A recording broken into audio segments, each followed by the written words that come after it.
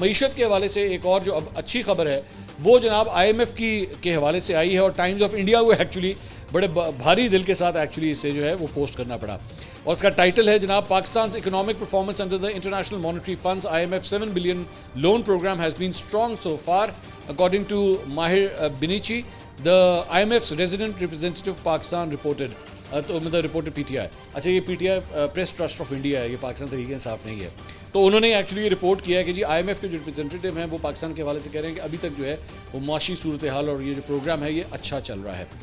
IMF کے پاکستان میں کے نمائندے نے اپنے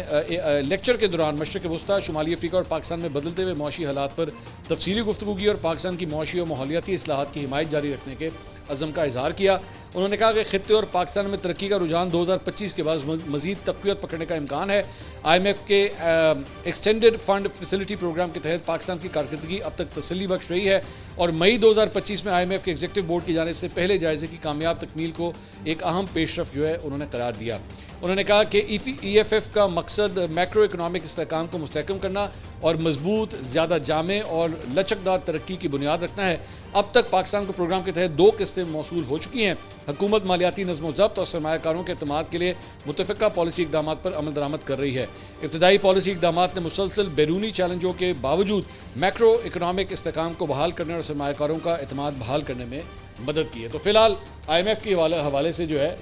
جو ہمیں اتنے پیسے دے رہا ہے ان کے حوالے سے جو ہے وہ ایک اچھی رپورٹ جو ہے وہ سامنے آئی ہے۔